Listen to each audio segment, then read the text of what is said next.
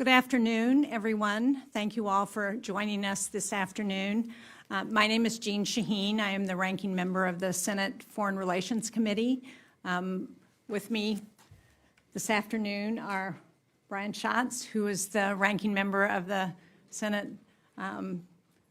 SFOP's Appropriations Subcommittee, and Chuck Schumer, who is the Democratic leader in the Senate. Senator Schumer would like to say a few words before we officially begin. This is not going to be a regular hearing. It's more a roundtable, so hopefully that offers an opportunity for us to engage more with some of the folks who are here to give us statements, and we expect that there will be a number of senators who will come in and out during the next hour or so, and hopefully we will get a chance for each of them to be able to ask their questions. So, Senator Schumer, I'm going to ask you to go ahead with your minute, and then we'll officially open the meeting.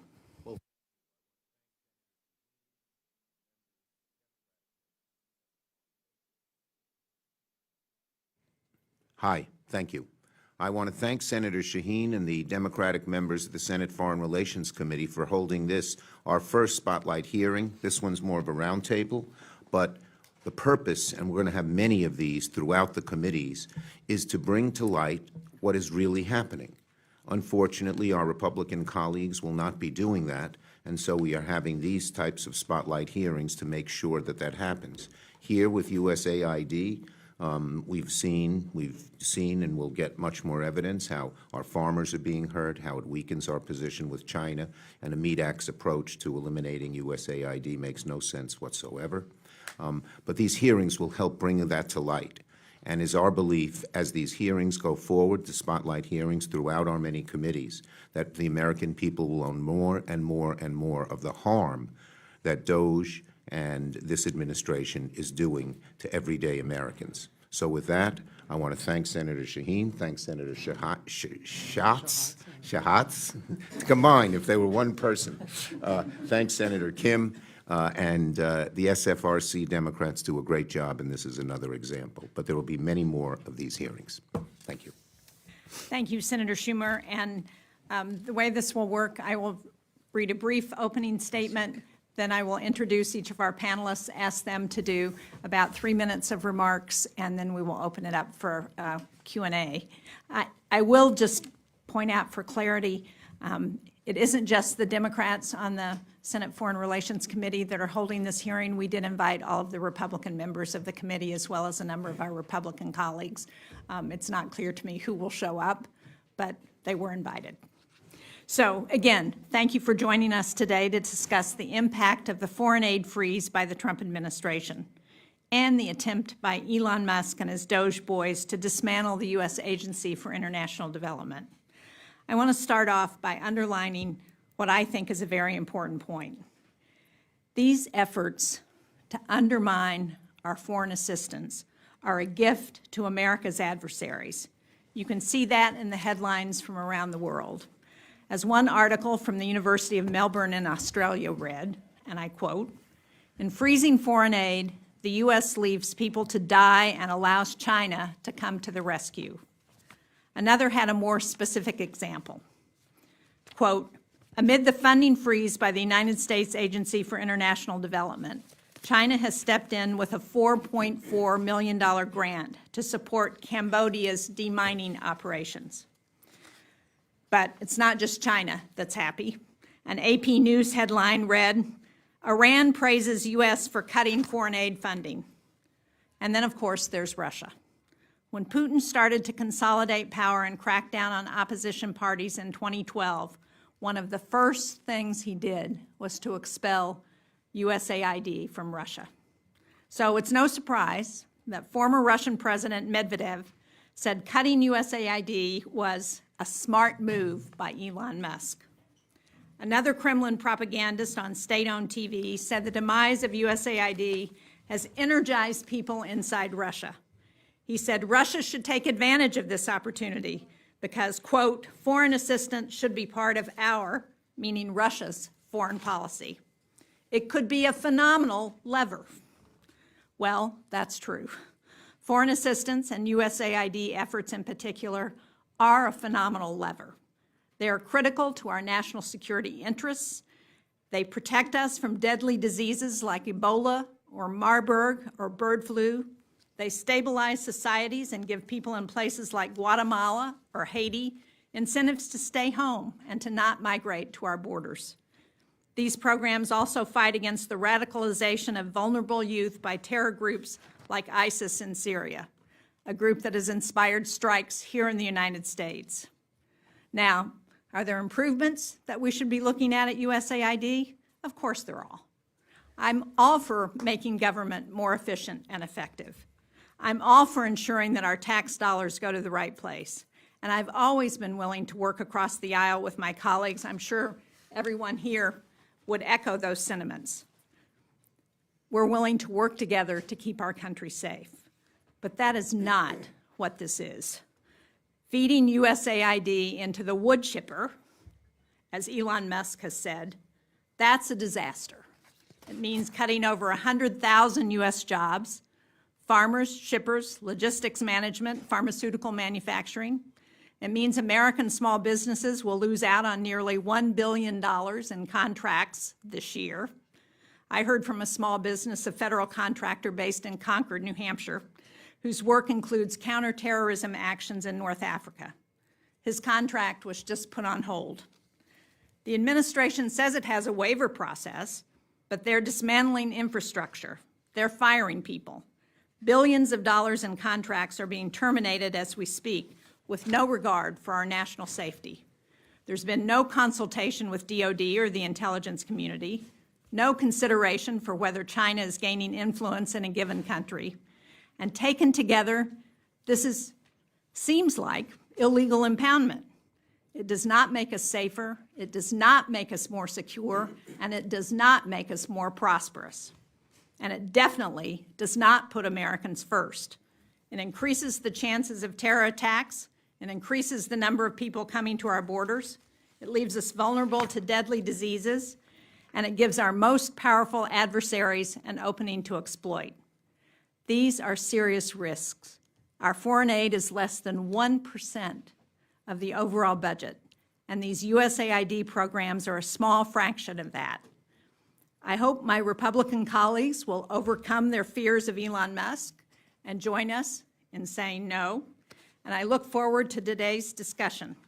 Before we get started, let me introduce those who are here to share their statements with us. Sarah Charles is the former assistant to the administrator of USAID's Bureau for Humanitarian Assistance, where she led responses to the global food security crisis, to Russia's invasion of Ukraine, and conflicts in Sudan and the Horn of Africa, just to name a few. Jeremy Kanandike is the president of Refugees International and a former senior official at USAID, where he led responses to COVID-19 and MPOX during the Biden administration, and previously directed USAID's Office of U.S. Foreign Disaster Assistance. Cindy Dyer is the former U.S. Ambassador at Large for the State Department's Office to Monitor and Combat Trafficking in Persons. She's also served as the Director of the Office on Violence Against Women during the second Bush administration and as the Vice President on Human Rights at Vital Voices. And last but not least, of course, is Bruce Schwartz, who is the former Deputy Assistant Attorney General and Counselor for International Affairs at the U.S. Department of Justice. He's played a key part in international negotiations and coordination of assistance, extraditions, and transborder criminal cases. So again, thank you all for being here. We really appreciate your willingness to join us and both your statements and answering questions. And let me just recognize we have Senator Rosen, Senator Kim, Senator Klobuchar, Senator Kelly, in addition to Senator Schatz and Senator Van Hollen. So thank you all for joining us. And I will ask you to begin, Bruce. Well, thank you, Senator. If there is one message that I could deliver to American citizens and American taxpayers, it is this. Foreign assistance protects you, it protects your families, it protects America. Foreign assistance, as you suggest, Senator, allows us to confront terrorism, transnational crime, pandemics, regional instability, and numerous other threats overseas, standing shoulder to shoulder with our friends and allies before these threats reach our shores. And it's important to recognize that there has always been bilateral, bipartisan consensus on this issue. In my 25 years at the Department of Justice working on these issues, I had occasion to brief and testify on this issue on numerous occasions before Congress. And strikingly, there was always agreement that foreign assistance is a key law enforcement and national security tool. Senator Graham aptly summarized this in a hearing on USAID just a few years ago, in which he said that USAID is a very valuable part of our national security strategy. He observed that it's national security in another form, and he observed that USAID personnel and contractors deploy to some of the most dangerous places on earth and put their lives at risk in doing so. But it's not just USAID, as you suggest, Senator, that is at issue here. Because, of course, Congress also appropriates, also gives to State Department foreign assistance funds that are critical to the national security of the United States. And as you know, but the American people should know, those funds go to, among other things, our law enforcement and national security partners overseas. It's those funds that make possible the fight against narcotics cartels that are bringing fentanyl and other deadly narcotics into this country. And they do that by, among other things, funding the DEA's and other U.S. law enforcement's vetted teams, their most important partners. It also funds the Department of Justice prosecutors that are deployed overseas to work with their counterparts to investigate and prosecute these crimes, again, before they get here. And the same is true with regard to our counterterrorism cooperation. With these funds that Congress has appropriated, we are able to place Department of Justice prosecutors to work on prosecuting terrorists in other countries before they travel here, and to strengthen the inspections at borders and airports against terrorists and weapons of mass destruction. And the examples could be multiplied. It includes the cybercrime we do overseas, again, funded through foreign assistance that allows us to go after the groups that target American families for elder fraud crimes or sextortion. And as we'll hear more today from other members of the panel, it involves the funding for our work against trafficking groups, human trafficking groups, and human smuggling groups. And I will also just conclude, again, making your point, Senator, even before we had the issues here involving USAID and the funding freeze, China was moving in particular strongly into this space. China is determined to become the law enforcement partner of choice rather than the United States, and not being able to engage in this assistance further isolates the United States. In short then, in conclusion, Congress appropriates these funds to protect the United States, American citizens, their families, and it's essential to our safety that these funds be used for that purpose. Thank you, and I look forward to your questions. Thank you, Cindy. Thank you so much for having us, and thank you for your advocacy and leadership.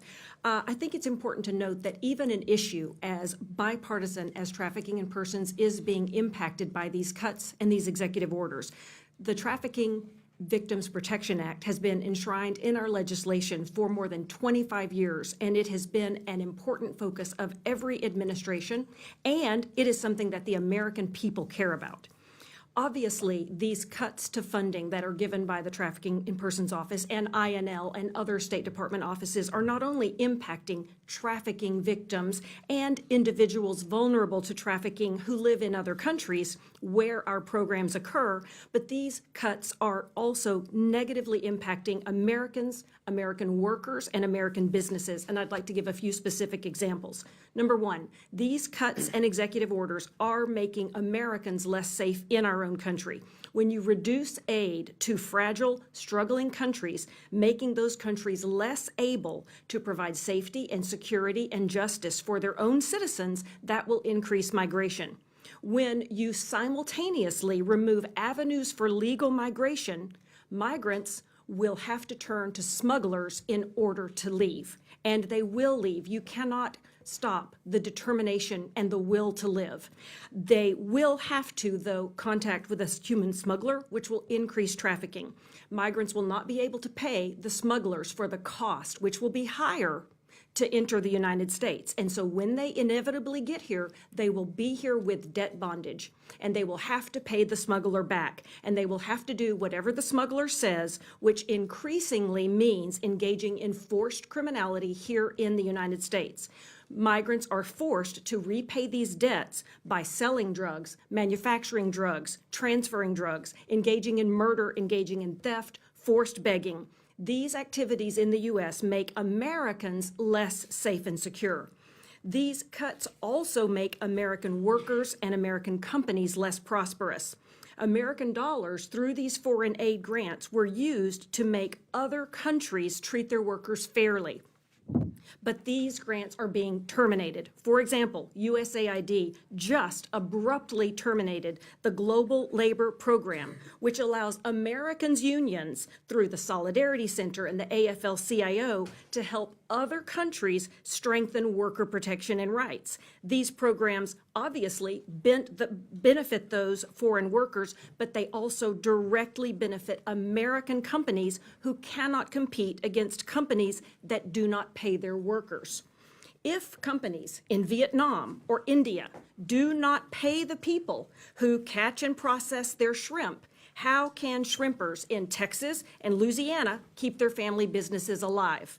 If ranchers in Brazil who rely on forced labor, often from Afro-Brazilian and indigenous populations, their beef will be more competitively priced in the global market than U.S. ranchers who have to pay their workers. These programs are also protecting American assets. My entire office's last year programs in East Asia and in South and Central Asia were focused on addressing online scam operations that used trafficking victims to defraud Americans of millions of dollars. Frequently, these were older Americans who lost their life savings. This past year, my office collaborated with Treasury and other agencies as the result of these programs to obtain the very first global Magnitsky sanctions against a Cambodian tycoon who was using his vast resources to defraud folks. And once Americans lose that money is gone forever. These are just a few examples of how these edicts do exactly the opposite of what Trump and the administration say. They are making Americans less safe, less prosperous, and less secure. Thank you so much. Thank you, Jeremy. Thank you, Senator Shaheen, for convening this, and thank you. An amazing turnout of all of you today. It really is meaningful and inspiring to those of us in the foreign aid community to see such support. So we deeply appreciate it.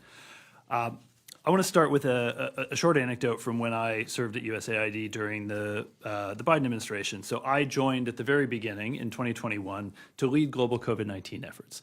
And at that time, China was conducting coercive vaccine diplomacy across the world to expand their global influence. China would approach countries. They would make vaccines available in modest volumes at an extreme markup and on extortionate political terms, demanding often breaking off of relations with Taiwan and economic concessions in order to be allowed to purchase Chinese vaccines. However, as the U.S. scaled up our global vaccination program, we took a different approach, and we were able to offer countries a better deal. We gave better quality vaccines, free of charge, in solidarity with them, because we were working with them to beat the pandemic. And that meant countries no longer had to take these coercive terms from China. It gave them greater freedom from Chinese influence, and it brought them closer into an American orbit. In my view, this is one microcosm of what has long made U.S. foreign assistance unique, a bedrock notion dating back to the founding of USAID under John F. Kennedy, that the U.S. can do well by doing good, that we can deliver our foreign aid in a way that serves both our national interests and aligns with American values. And we are now at risk of losing that. USAID has been the target of a concerted campaign of disinformation led by Elon Musk and amplified by the President of the United States. They have deployed a fire hose of falsehoods to slander an agency whose mission is fundamental to advancing America's interests in the world, as Bruce talked about earlier. And they have slandered the incredible men and women who have served their country through USAID for many years, often at considerable sacrifice to themselves and their families. I and many others would support a good faith review of U.S. foreign aid structures. It's been years since we had a comprehensive one, and it would be important. But we should be clear: this is not that. This is not what this is. This is an attempt to permanently and irrevocably dismantle decades of U.S. leadership in foreign assistance and decades of U.S. soft power investments. It's being conducted unlawfully, operating outside of any guardrails and outside of congressional oversight. Rather than conducting an actual review, the administration is simply moving forward with purging USAID's workforce, with ending many partnerships that USAID has invested in with organizations over, in some cases, years and decades, all with no consultation, no rationale for what is being cut. And this has resulted in devastating human impacts around the world, disruption to global HIV programs, an inability to respond to an ongoing Ebola outbreak currently in Uganda, huge and devastating impact in Darfur amidst a famine in Sudan. And if this continues in this way, it will destroy some of the crown jewels of U.S. foreign policy, including the PEPFAR HIV program, the famous DART humanitarian assistance teams, which I'm sure Sarah will talk more about, that have led our responses in the past to famines, earthquakes, and Ebola, but which currently would struggle to even get off the ground under these conditions. This destruction will harm U.S. national security, and it will harm the safety and welfare of millions around the world. And bottom line, when we pull back programs that we've run for decades, that people have known that they can rely on, it makes us look like an unreliable and erratic partner, and it advantages our rivals around the world in all the ways, Senator Shaheen, that you talked about in your opening statement. Thank you. Thank you very much, Jeremy. Let me just recognize Senators Coons, Booker, and Murphy, who just came. I'm glad we have more senators than we have room for, so we will just keep adding chairs. Thank you all very much. Sarah. Thank you, Senator Shaheen and colleagues. As Jeremy said, the widespread support you're showing now and really over the last 3 weeks is very much felt by USAID staff and partners. USAID's work has long shown the best of America to the rest of the world. Today, the image that it shows is American abandonment. The administration's dismantling of USAID and abandonment of global staff and partners has devastated the world's poorest and undermined American security. This disaster, entirely of the administration's making, threatens to destabilize already fragile regions, jeopardizes American livelihoods, and weakens our national security. Immediate impacts include, in Sudan, where civil war rages, communal kitchens serving 800 people in Khartoum have ceased, while 1.6 million people in Darfur are cut off from water and sanitation. In Burkina Faso, where people have fled Islamists, 300 people in the besieged city of Djibo lack clean water. 57,000 civilians, many of them elderly, are now without heat or food on Ukraine's front lines. In northern Ethiopia, 700,000 people have been abruptly cut off from food and water, including 50,000 children cut off from emergency nutrition support. Each one of them someone's child. In Lebanon, as the new government struggles to shake Iranian and Hezbollah's influence, there is now no food assistance in the pipeline for more than 800,000 Syrian refugees. Globally, food aid meant for 31 million people sits stranded in ports from Houston to Nairobi. Despite Friday's waiver to move supplies, a waiver largely granted because of congressional outreach, funds for distribution remain frozen. In fact, as of yesterday, humanitarian partners have received no payment for completed work predating the stop work order, nor for activities meant to continued under the humanitarian waiver. The domestic consequences are severe. USAID generates $3.3 billion in direct U.S. benefits. Even with the waiver, suspended food purchases threaten a $2 billion market for farmers across 19 states, from Kansas wheat to Georgia peanuts.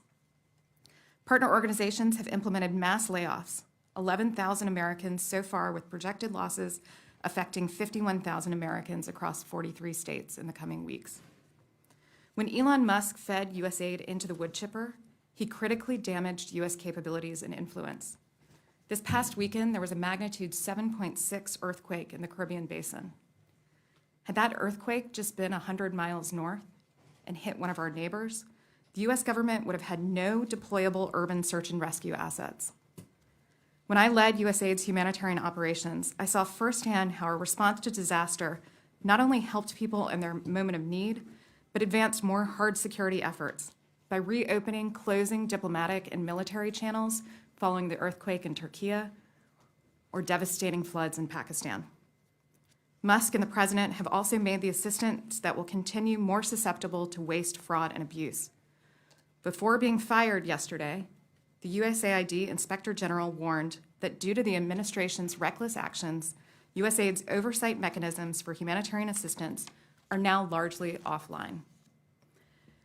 And USAID staff are often the few U.S. officials that have presence and relationships outside of elite capital circles. If allowed to withdraw staff from around the world, the president will withdraw American eyes and ears and sever critical relationships, creating a vacuum our adversaries are all too eager to fill. Finally, the president and Musk have broken a sacred trust with those that serve their country honorably. My former colleagues work around the clock and deploy into danger with little notice in service of their country. Over the last 3 weeks, they've been subject to vicious lies and conspiracy theories, propagated by their government and boosted by our adversaries. They've been cut off from critical comms in war zones and are facing unemployment. In an utterly predictable move, autocrats in Burma, Serbia, Georgia, El Salvador, Russia, and Hungary are using Musk and Trump's words to target USAID and their partners. Later this week, there will be a hearing on the House side entitled The Betrayal of USAID. There's certainly been a betrayal, but it's not by USAID. Thank you, Sarah, and thank you all again for your testimony. Let me recognize Senator Duckworth, who just came in. We will open it up now for questions and statements in order of arrival. And because we don't have a timing system in here, I would ask if everyone could limit your questions. One question at a time. And we'll do as many rounds as people are willing to stay for and our panelists are willing to stay for. So Senator Schatz, you go first. Thank you. Thank you to all of the testifiers. Just a couple of quick points before my first and only question. The first thing I wanted to say is to USAID workers who have been laid off, who are being recalled, who are being punished, contractors, please, please, please hang in there. We are all working this day and night. There are a lot of people who are counting on you. I know how hard this is. I know how offensive this is. I know how economically and personally challenging this is. You are all patriots. We all have your back. That's number one.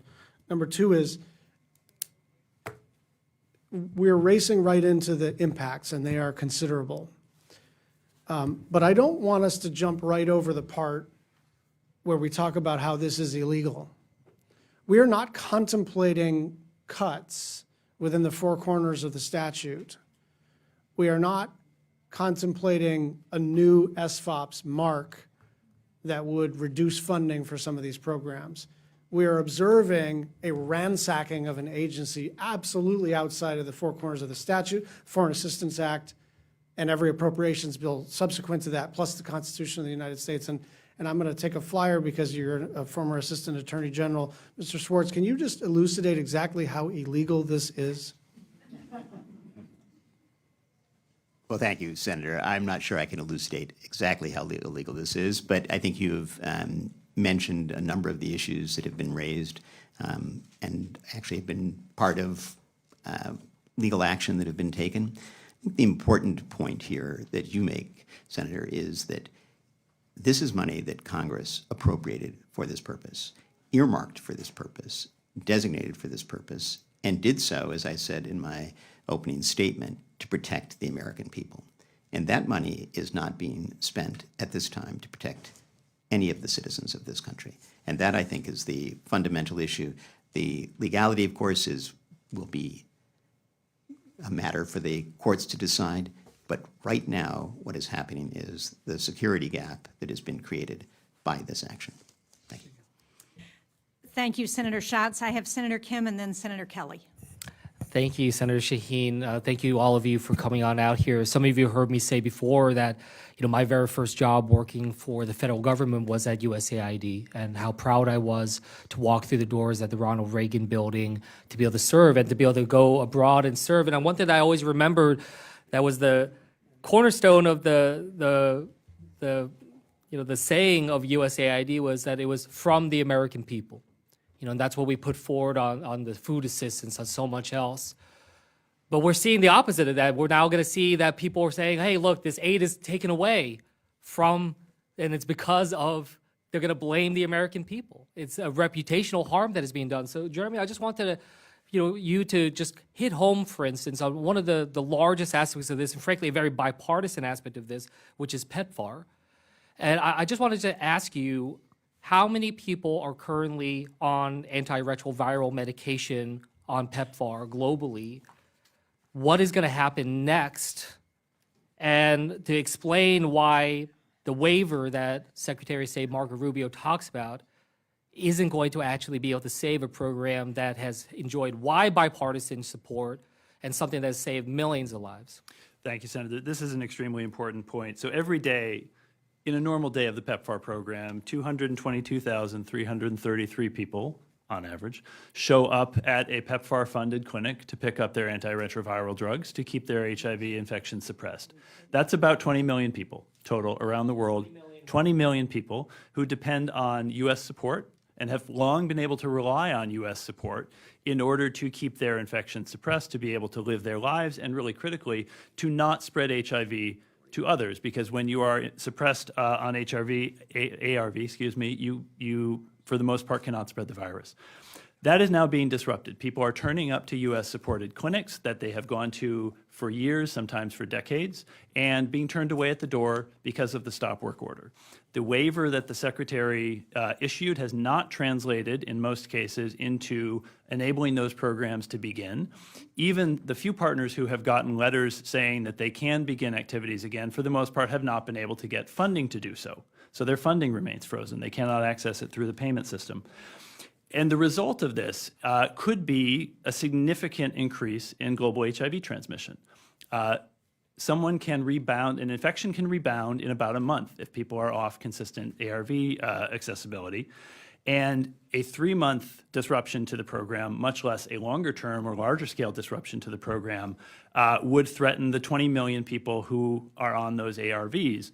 The UNAIDS, which is the UN agency for global HIV work, estimates that if PEPFAR were to disappear, there would be a 400% increase in HIV deaths over the next 4 years.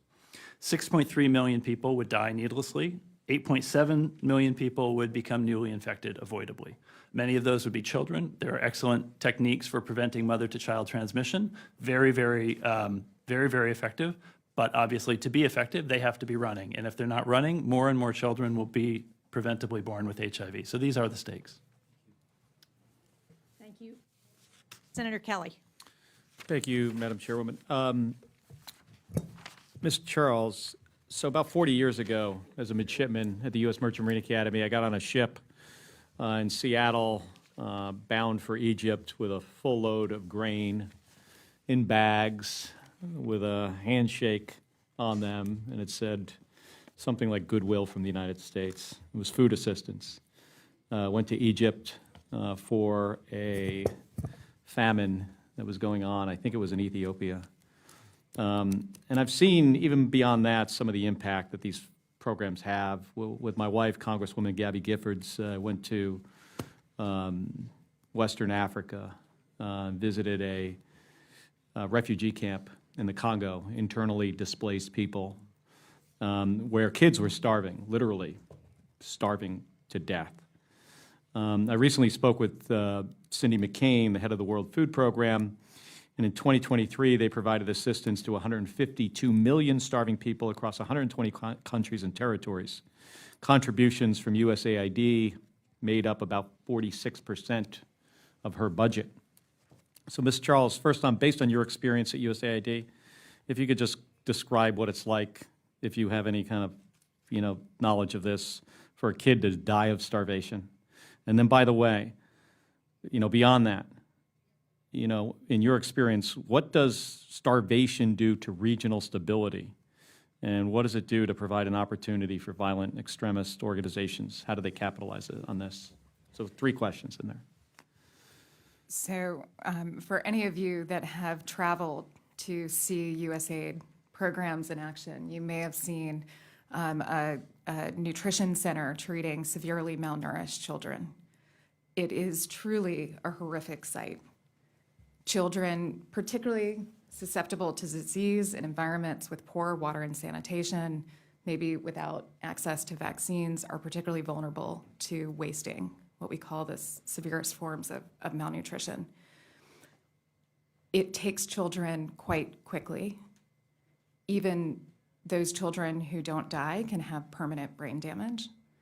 But the miracle of malnutrition is it can be treated quite inexpensively and quite easily, largely with products that are produced using peanuts grown in the United States, produced in manufacturing facilities in Georgia and Rhode Island, highly nutritious food that are a gift from the American people to severely malnourished children around the world. We have seen time and time again U.S. foreign assistance save lives and transform lives, particularly for those children under 5 that are most vulnerable to disease and malnutrition.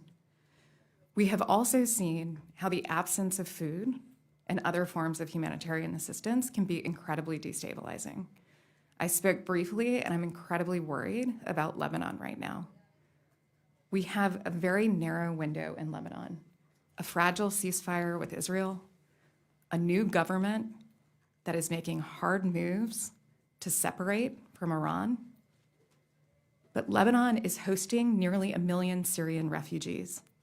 So at a time when this administration has decided we're going to accept 0 refugees, we are also saying that we're going to cut off assistance from those countries that are hosting the largest numbers of refugees in the world.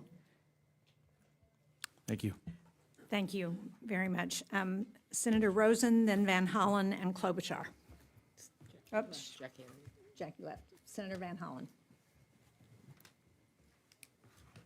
Thank you. I want to start by thanking Senator Shaheen for bringing us all together here. Really, the Senate Foreign Relations Committee should be having an emergency hearing on what's happening at the State Department and AID, and it's an abdication of the full committee's responsibility that they're not. As Senator Schatz pointed out, we've got law-breaking going on, and we're doing incredible harm to American interests around the world. Just a couple points on a question. I just want to reinforce what you've all have said about how our adversaries are quickly moving to exploit this reneging of American support around the world. One of Putin's cronies immediately tweeted out, "Good move at Elon Musk." You've got the headline in Politico that describes what's happening. USAID retreats, China pounces. This is the American retreat. The other thing that just is so disturbing is that people are maligning American patriots. The American people should be proud of what AID does on their behalf, as you're mentioning. And the patriots that work for AID deserve our great thanks. And I just would like you to take a moment, Jeremy, thank all of you for your testimony, but you focused on the outrageous lies and misinformation that have been spread.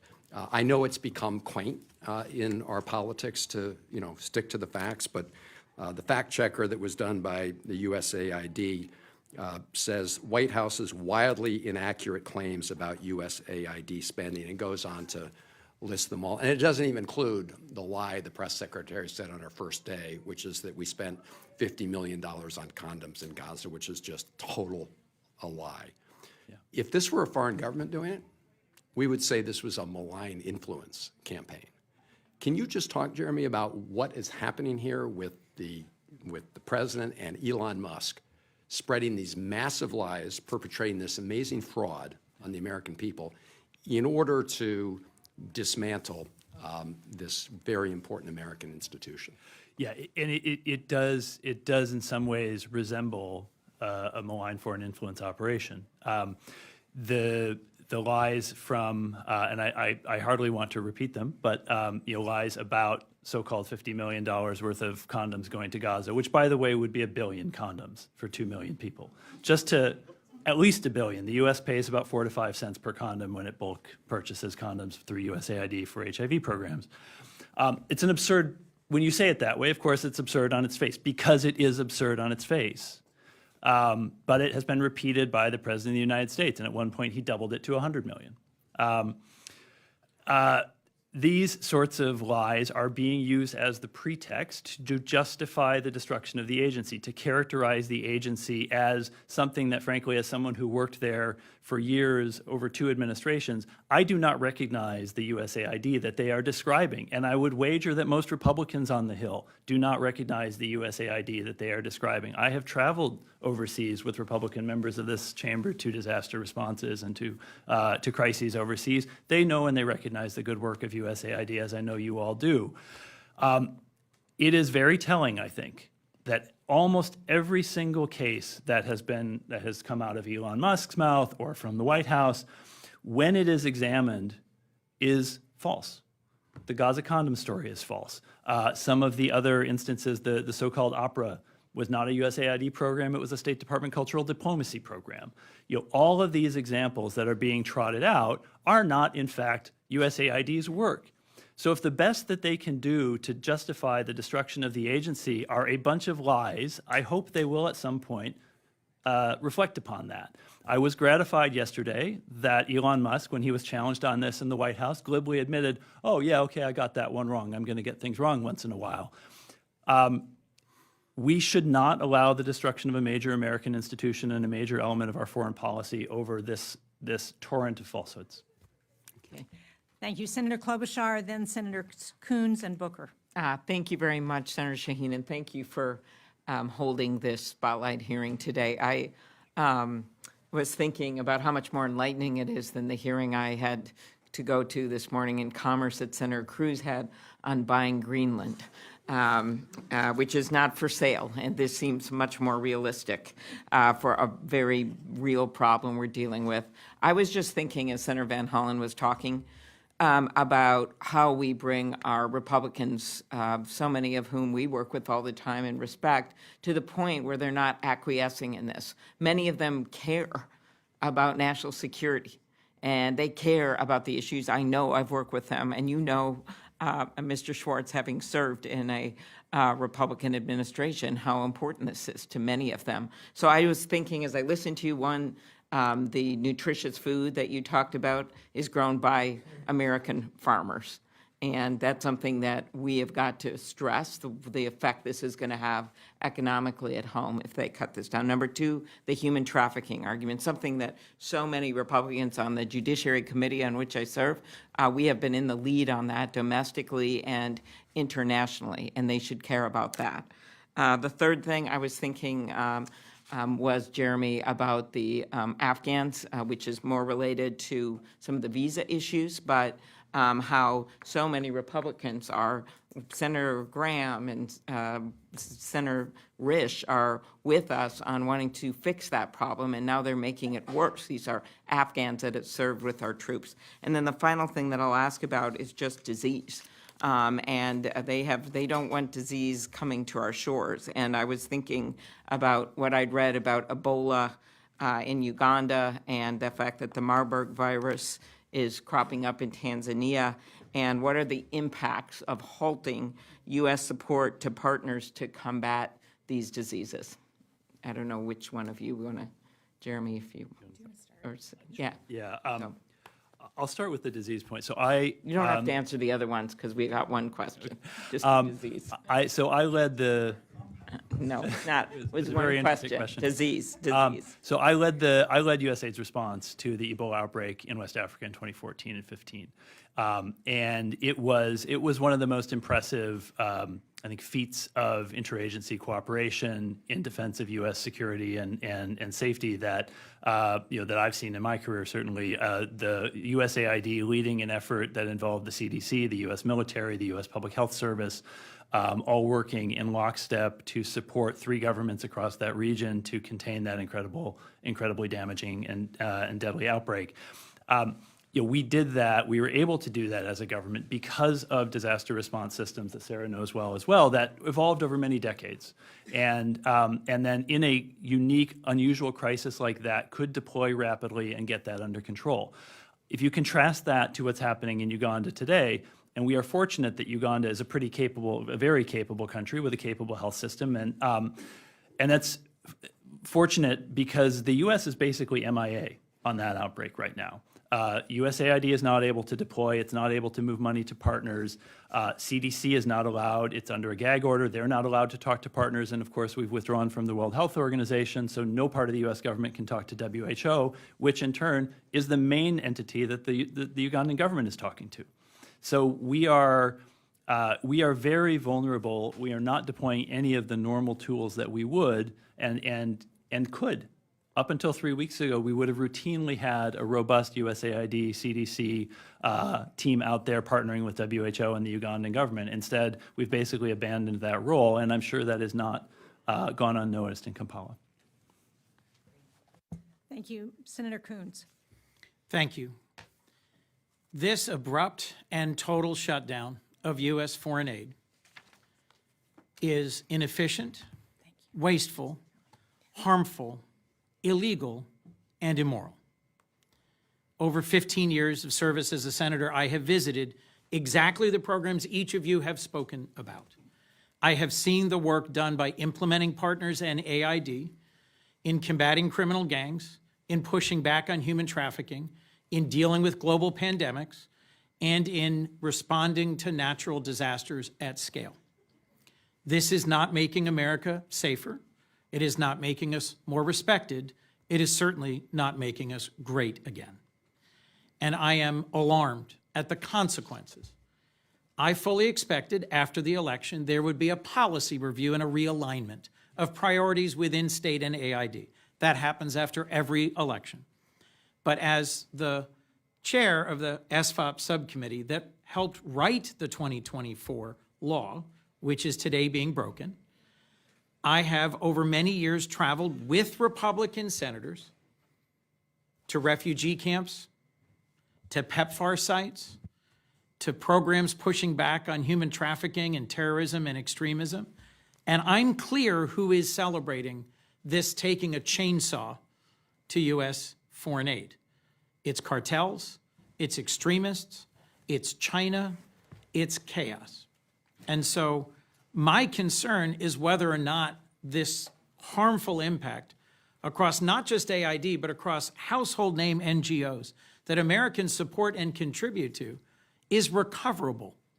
Because days and now weeks after the shutdown, we're at the point where despite the secretary signing waiver after waiver, the money isn't starting again. There is, because the most senior people at AID here at headquarters and in the field are either shut down or shut out, no money flowing. And as a result, the heads of the major NGOs that are partners are laying off people here in the United States and around the world, shutting down and canceling programs. We are losing decades of experience and insight, deep relationships, effective interventions in some of the most dangerous and distant places on earth, and we are betraying partners who have risked their place in their communities and countries by publicly aligning with us. I'd be interested in any of you saying, do you think this is recoverable? Because there's a divide between those in this Congress and the administration who say, shut it all down. I think someone said he was proud of putting it through a wood chipper and called it a criminal enterprise. And those who say, wait, we wanted a reform, we wanted a pause, we wanted to squeeze out some of the woke, but we support PEPFAR and the work against malaria and tuberculosis. The United States should be able to respond to a global humanitarian crisis, which the State Department can't. We should still be strong in combating cartels and human trafficking, and we should still fight for democracy and rule of law. But the hour is late, and if these funds are not turned back on, the layoffs and the shutdowns will be permanent. The silence will be yawning, millions of lives will be lost, our credibility will have been shredded, and we will have betrayed people around the world who counted on us. Can this be recovered? I think we have a narrow but very closing window to save the institution and, more important, the capacities that protect U.S. national interest. There is no reason why a review of foreign assistance requires withdrawing staff from around the world, shuttering missions, removing the name of the agency from the Ronald Reagan building and turning over the lease to Customs and Border Patrol.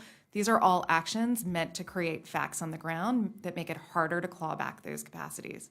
But it does feel like there's a narrow, but again, closing window. Thank you, Sarah. And similarly, I think that you make such a good point, Senator, that, trust takes a long time to gain, but a short time to lose. And I do think that the longer it takes for us to sort of right this ship, the longer it'll take us to regain our position. But I do think that it is possible. And I also think, I worked at the local level before I did anything. I never left the country until I was 30. So I was a prosecutor in Dallas, Texas. And I think that the folks that I worked with in Dallas and the American people expect that our government leaders can engage in a careful review of programs and clarify objectives and maybe even cull some opportunities, but do so without inflicting cruelty and chaos. They should expect that we can do those things without inflicting cruelty and chaos. I really think we can do better. And Senator, I would add on the law enforcement and national security side, of course, the withdrawal of these funds, the freezing of these funds, creates trust issues with our partners, particularly people in foreign law enforcement agencies who've put their lives on the line to work with us. It may be recoverable, but in the interim, we are vulnerable every single day that we are not engaging in the counterterrorism and counter-narcotics and cyber crime activities that we had funding for from Congress.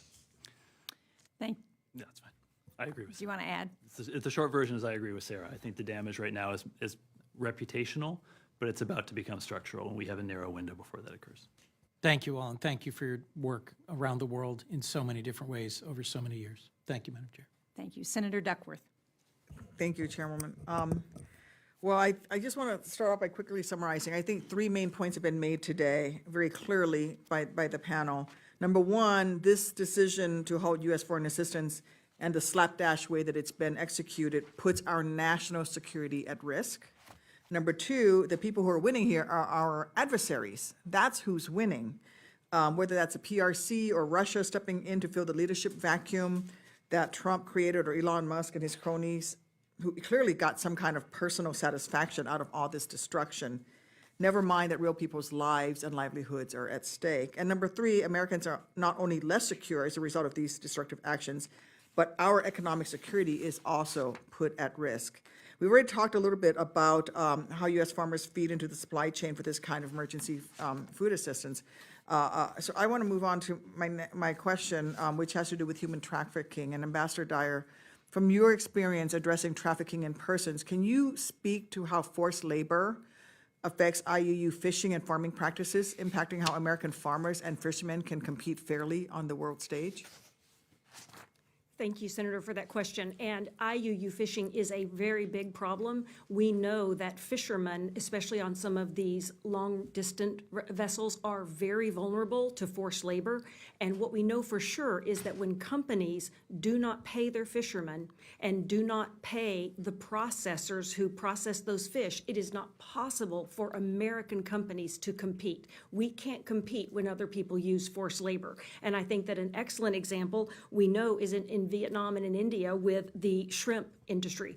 We have workers who are catching shrimp and processing shrimp not being paid appropriately. Frequently, that is then falsely labeled as Gulf shrimp. And how can our shrimpers in Texas and Louisiana compete when other people don't pay their workers? And I think that's such an excellent example of how these programs to focus on worker rights in other countries absolutely improve American workers and American companies.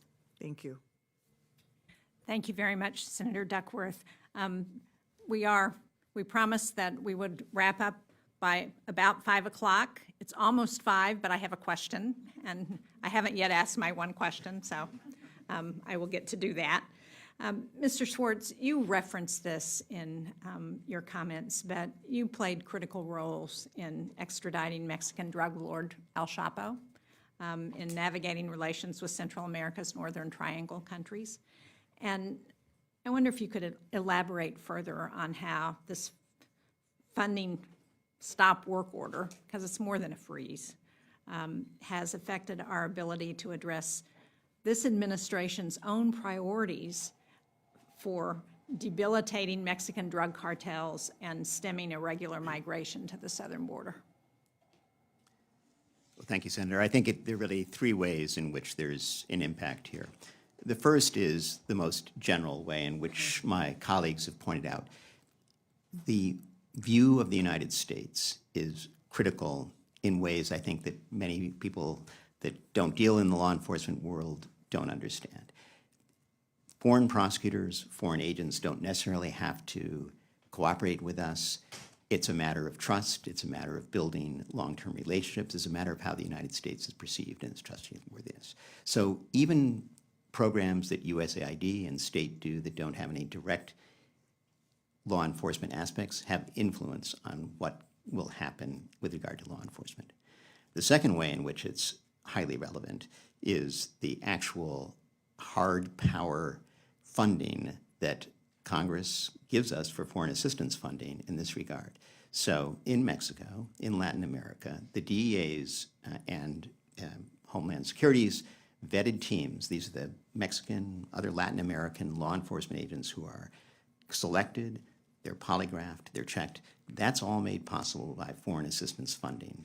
As in addition, the judicial wiretap interception programs, that's funded by foreign assistance funding. Helicopters for narcotics interdiction, all funded by foreign assistance funding. Our prosecutors that work in these countries to help the foreign prosecutors develop their counter-narcotics cases, that's foreign assistance funding. So with that not being there, that activity is highly damaged. It simply is not taking place in the same way that it otherwise would. And that's money that is designed as a real instrument of hard power. We talk about foreign assistance as soft power, but it's hard power as well when it comes down to it. And then the third way, as you have mentioned, my colleagues have mentioned, is the instability that the lack of assistance creates and the driving factor that creates for exactly the kind of migration that we are trying to stem. So in all of these ways, the dynamic is such that foreign assistance funding can help stem the threats to the United States, but the lack of that funding can actually increase our vulnerability. Well, thank you very much for that response, and thank you to each of you for your testimony. I hope if anybody's got testimony that's written, you will share that with us, because there were a lot of good statistics and information that I think would be helpful for our colleagues. So we very much appreciate your willingness to weigh in today and your continued efforts to ensure that we do a better job with addressing the foreign assistance challenges that we face, and we get these programs back up and running as soon as possible. So thank you. Thank you to all the senators who came today, to all of you in the audience, and thank you to the staff of the Foreign Relations Committee Minority for all of your hard work. Thank you, everybody.